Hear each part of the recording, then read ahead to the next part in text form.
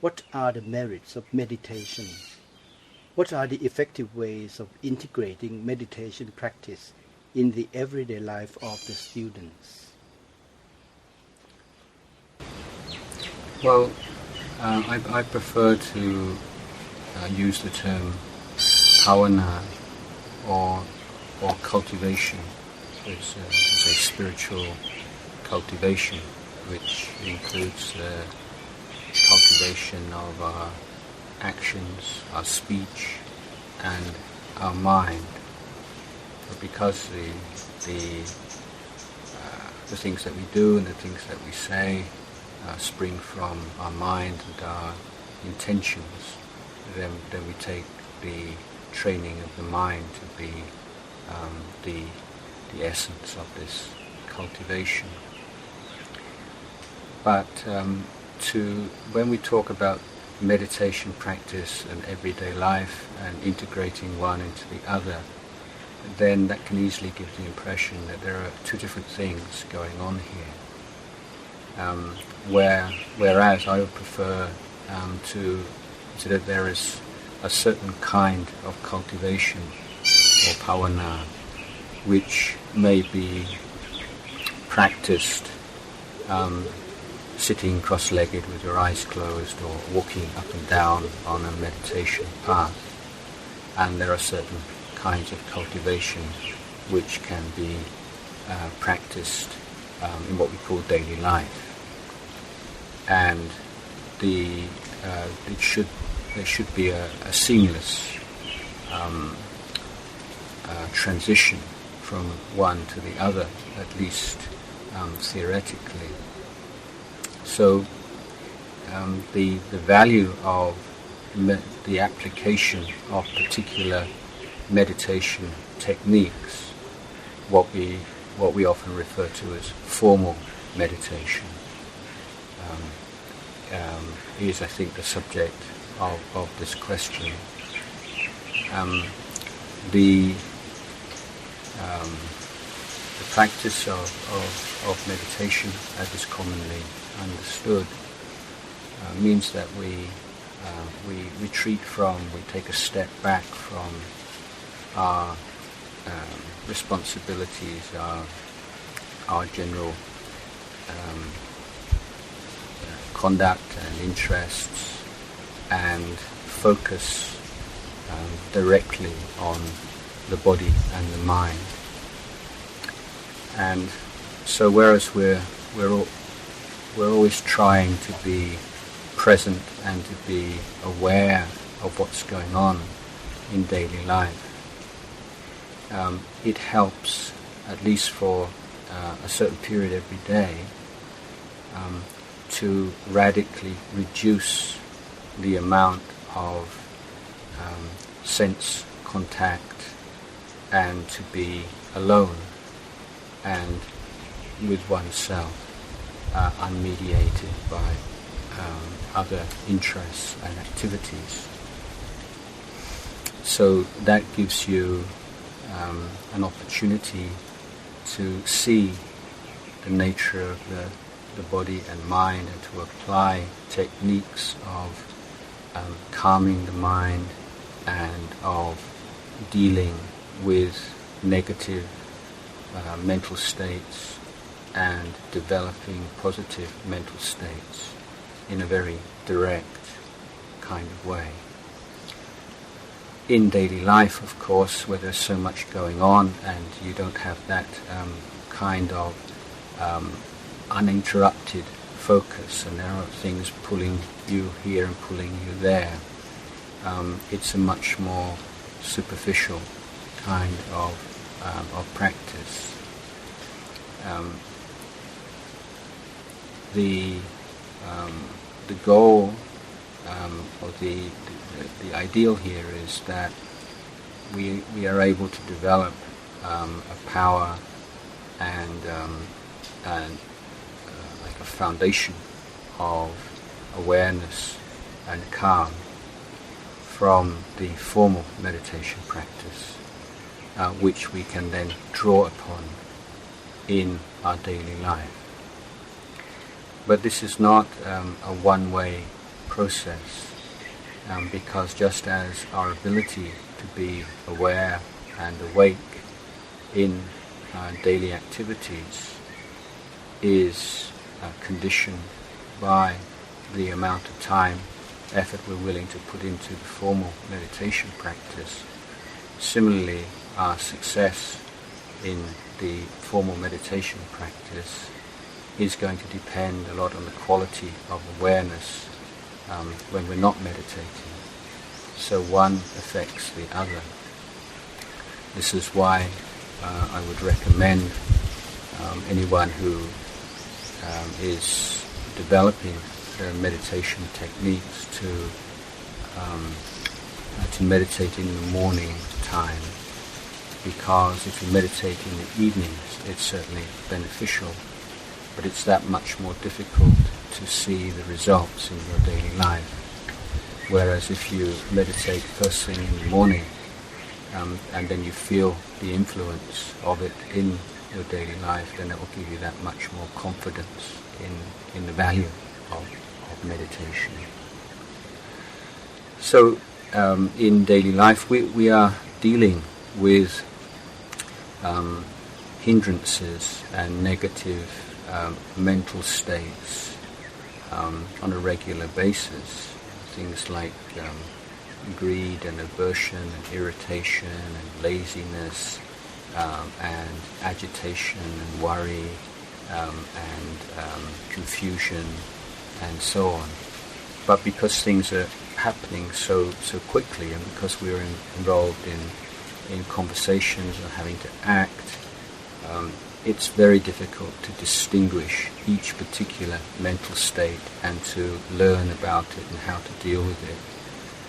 So it's somewhat comparable to trying to follow the movement of an object against a very complex screen with many different colors and all kinds of different movement. Whereas in meditation, it's as if you replace the very complex screen with a white screen, and so it's that much more much more easy, to see the moving object, meaning your mind, and to see the arising of, for instance, boredom or laziness or agitation, and to see them as mental states that arise because there are causes and conditions for them to arise. They stay in the mind because there are causes and conditions for them to be there, and if they pass away it's because there are causes and conditions to do so. So we're studying causality, understanding the nature of mental phenomena as mental phenomena by isolating them, by cutting down on sense experience for certain periods of the day. It's a much more penetrative and direct looking at experience and learning from it. So this is the idea that we're seeking to develop, this sense of wakefulness, awareness, ability to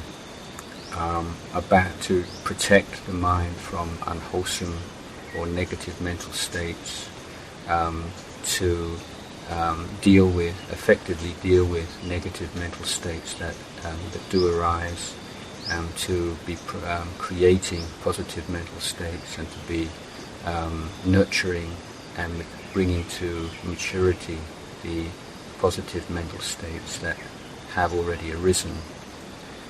And through applying ourselves to that process, what we call right effort, in a very wholehearted way in meditation, we create an ability and a fluency with which we can then carry on the very same process but in different ways in various situations we find ourselves in daily life. We've talked about the role of teachers. In Buddhist education, how important are parents as role models for the students? Well, as you know, the Buddha gave great importance to the parent-child relationship, and he compared the parent to the Brahma God, and to deity even, and he said parents are the ones who show the world to the children. They introduce the world to their children. Now introducing the world doesn't just mean in the world in the sense that we can learn about the world from textbooks of history and geography and so on and so forth, but it's the personal world, and in terms of the meaning of experience. So we always experience life in terms of different frames of reference, and our first frames of reference are given to us by our parents. So let us say the parents take the children out on into town, and the kind of things that parents are interested in, the things that excite them, the things that they praise or they blame. These are giving frames of reference to children. So if parents are very fascinated by material things and beautiful clothes and expensive cars and so on, then as they express that interest, they are promoting a certain value system without intentionally teaching the children, but the child takes the parent as almost the God, the infallible authority,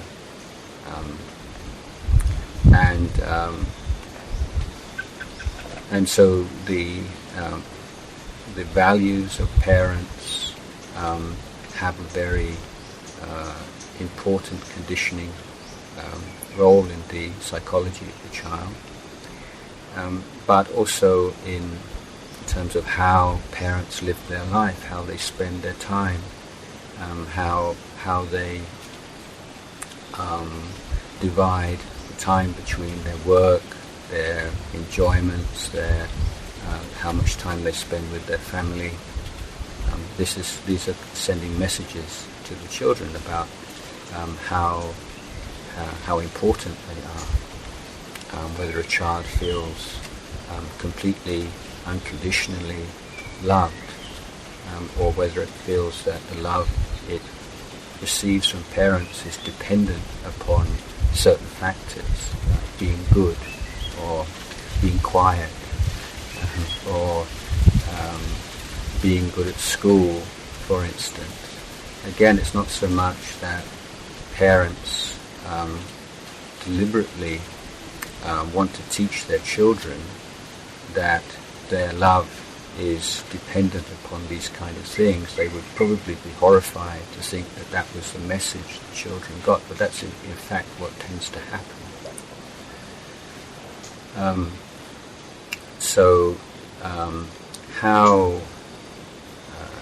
How parents relate to each other, providing a template for children to make use of in their life. If the husband and the wife have a disagreement and they're angry with each other, how do they deal with that kind of everyday conflict?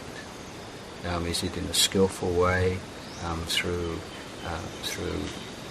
effort to communicate, to understand each other, to forgive, or is one side shouting and screaming, the other side going very silent, or walking out of the house and just trying to ignore problems that arise? So there are all kinds of unskillful and dysfunctional ways of dealing with problems. And if parents deal with problems in these kinds of ways, they are at the same time teaching that same kind of unskillful behavior to their children. So it's no surprise that when parents hope that their children will behave in certain ways, but they in fact act in the complete contrary, and they've been displaying and modeling that behavior since the child was born. It's unsurprising whether the children find either they find themselves conflicted, or they rebel, or they're confused. So from what I've read and studied, and from speaking with people, I'm very much in agreement with the idea that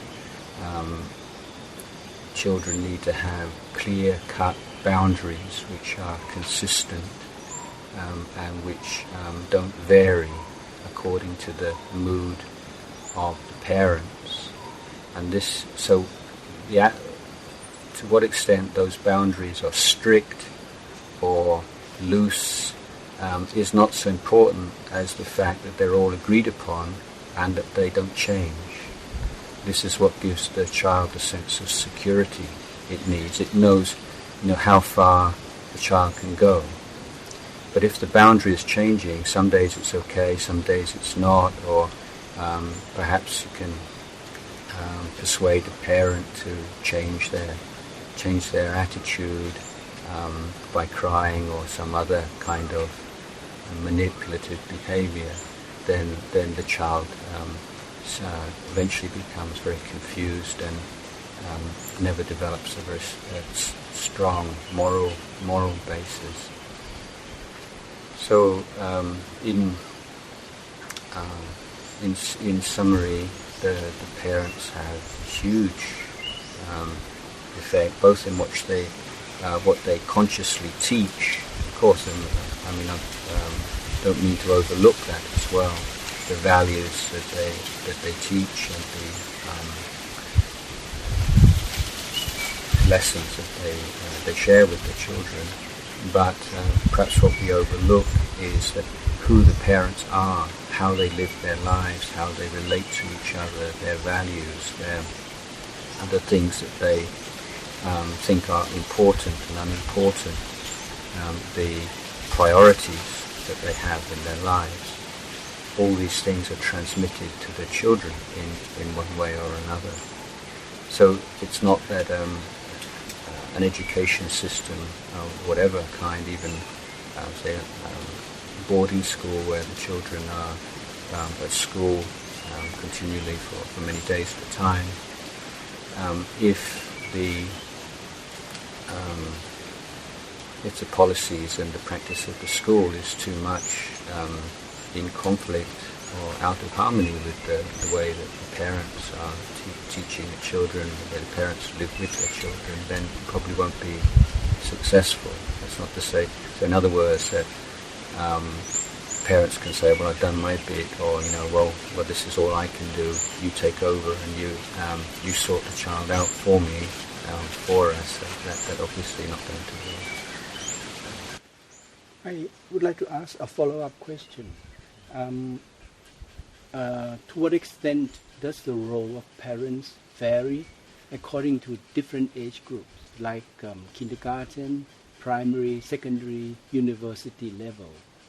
Does the role of parents vary? It's difficult, isn't it? And of course, in what I've just been saying already, referring to a family in which both the father and mother live together.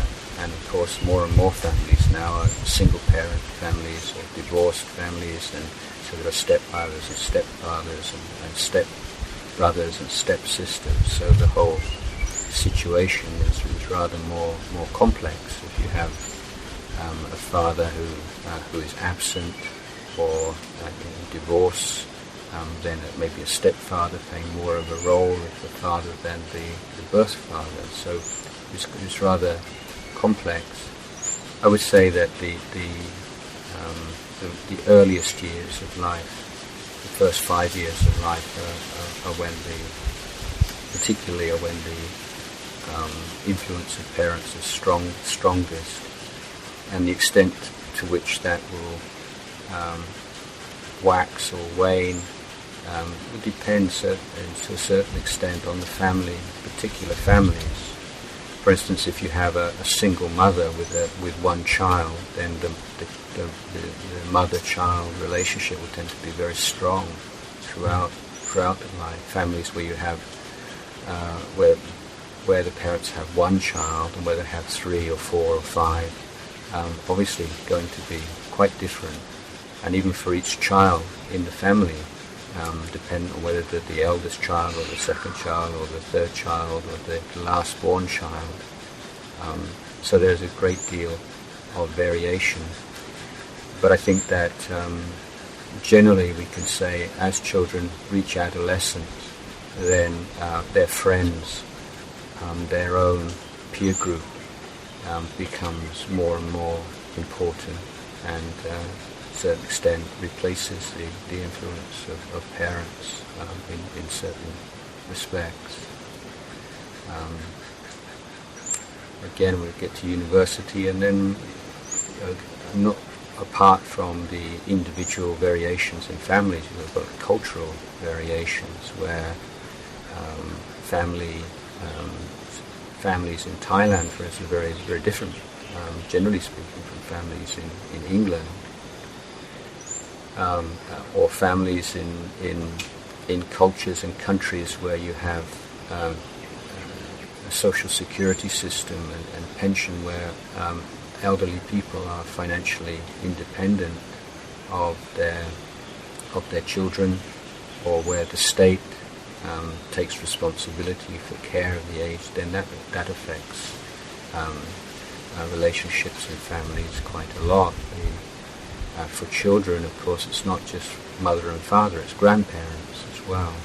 And to the extent, whether or not grandparents are still alive, or whether they are living alone or living with the family and extended family, there are just so many possible variations here.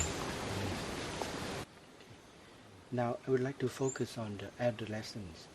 What are the special characteristics of Buddhist education that are needed in order to attract and sustain the attention of adolescents?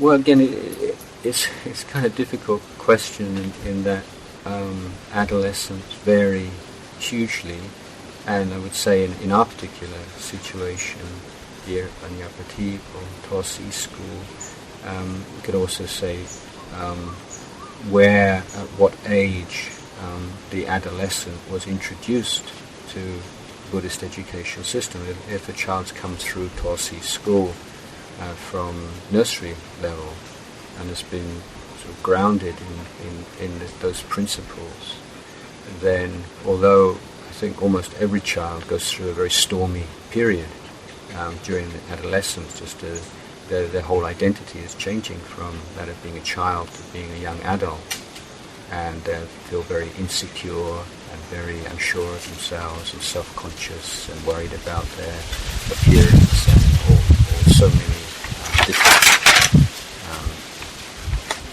pressures. So, I think that we've been talking about Buddhist education as a form in which we're trying to apply the underlying principles of the Buddha Dhamma, Buddhist teaching, Buddhist developmental psychology to the education of children or adolescents. And so I think it's more in terms of certain principles of relationship, rather than to say, we have this particular kind of lesson or this particular kind of activity. But the whole culture of good friendship, of kalyana, mittata, and encouragement to be looking at one's heart and mind and developing skillful means to deal with emotions or thoughts or feelings, and to consider that as one part of education. The particular meditation techniques that we use, again, children will vary, young adults or adolescents will vary to the extent to which they take to these things. If they've got a lot of energy in their bodies, then some more kind of energetic meditations will be easier for them. And if there is just the effort to maintain at least some basic sitting meditation, so that as the child gets older, then hopefully will start to be interested in pursuing that particular avenue more. So we have, for instance, this Panyapati school, this summer holidays, we've got two of the boys who have not shown any great interest in meditation at school, but they've both volunteered to become novices for a month, and so their life is going, in this coming month, is going to include quite a lot of meditation. And so because that's come from them and they've made that kind of commitment, then we hope that that's going to carry on into their life after they leave the monastery, and to have some kind of influence on their friends as well. I think so if we look at meditation techniques as being predominantly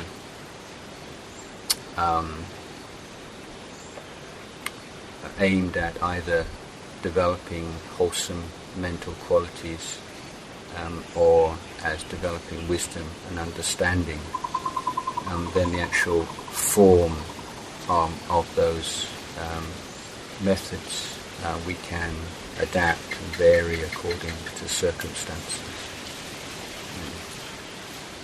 So I think that having a regular meditation practice, as even if sometimes it seems as kind of like almost an empty ritual, it's creating a certain standard and a certain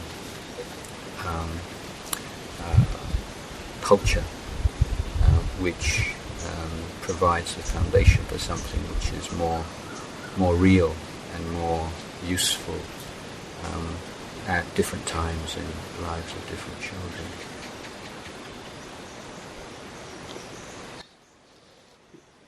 The next question: how does keeping the 5 precepts and training of right conduct contribute to promotion of wisdom development? Well, there's a famous simile in Buddhist tradition where, say, just as when we wash our hands, the left hand washes the right hand washes the left hand, similarly, sila, virtuous conduct, cleanses wisdom, and wisdom cleanses conduct. Now, the reason why that is the case is that if we are breaking precepts, it means we are acting upon quite coarse, negative mental states. So the mental state of the intention to hurt and harm others, or to steal, or to commit sexual misconduct, or to lie, these are quite coarse mental states, and they have significant karmic consequences. And if we're trying to develop and to cultivate our minds, but at the same time are also following and strengthening the power of negative mental states, then it's like one step forward and two steps back.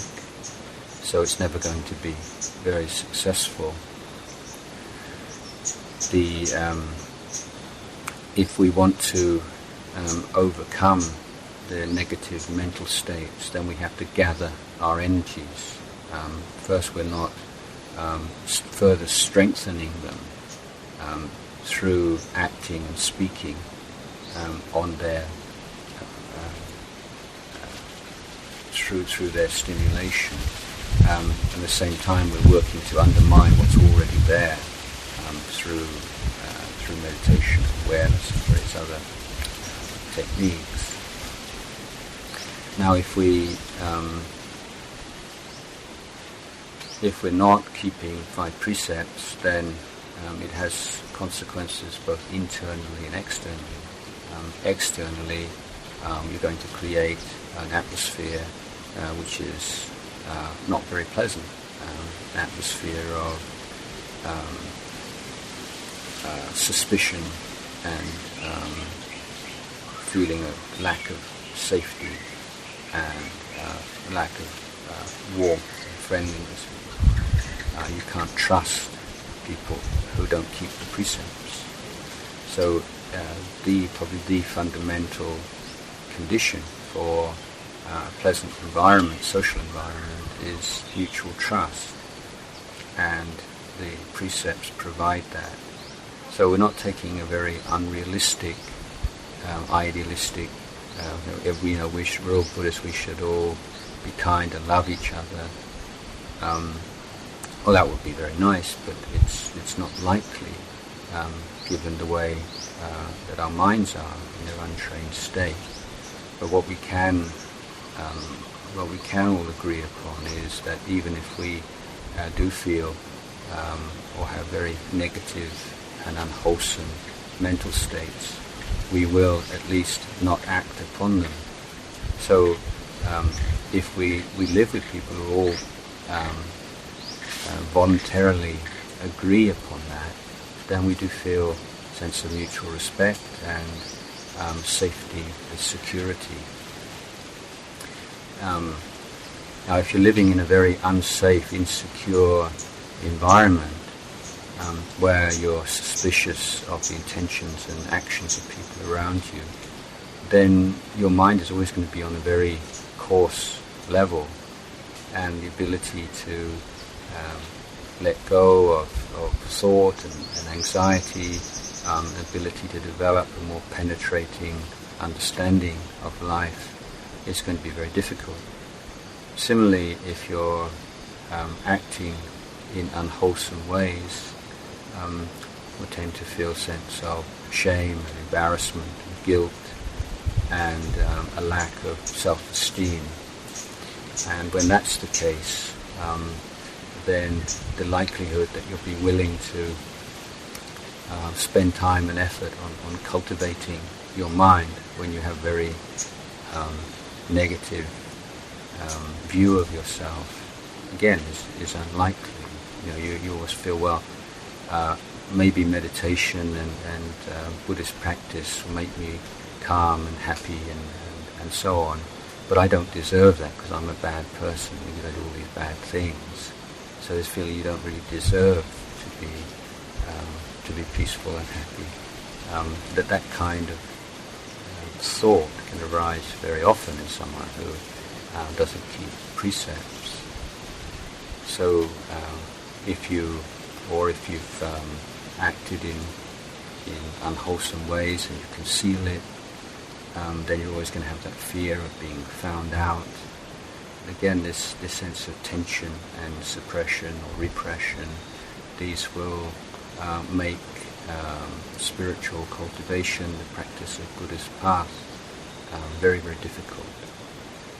So through keeping precepts, care about how we act and speak, then we're free of remorse and guilt.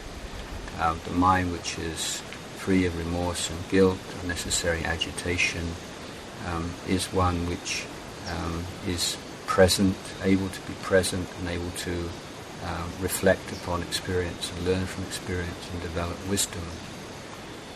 Similarly, the more that we reflect on what's appropriate, what's inappropriate, the consequences of actions, the law of Dhamma, the more we use the wisdom faculty on its basic level of reflective thought, then the more value we see in keeping the precepts. So again, there's this two-way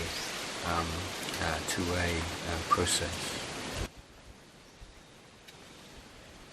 Finally, can Prajan comment briefly on the strong points and weaknesses of offering a Buddhist education in the form of a boarding school in comparison with a day school?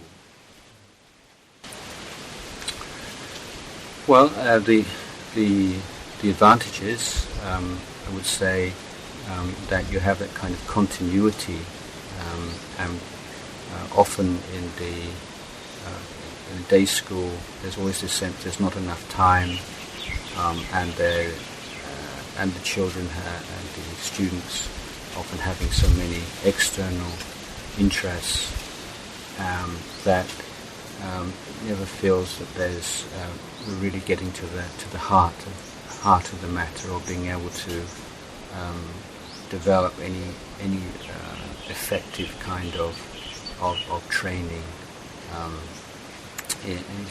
particularly when a lot of the curriculum is defined by the Ministry of Education, and so the specifically Buddhist elements and Buddhist input is perhaps it's not as much as you would like in order to get some kind of result.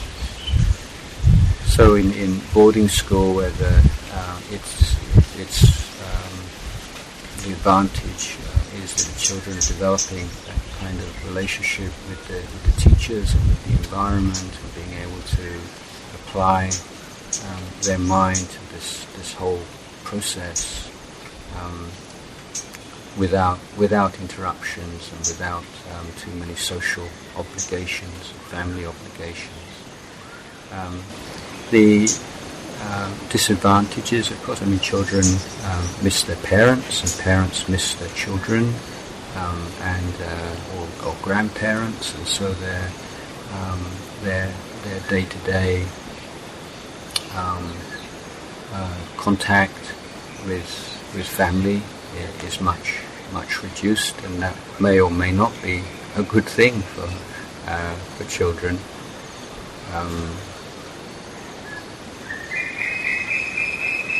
But I would say that the distractions in the boarding school are much less, and the chances that children will get caught up in groups and trivial or even harmful activities is much less. It's for Panyapatip school, it's early days yet, and I think that the most effective and convincing answer to this will come when some children have been through this process themselves, and they can see what indeed they have received from it.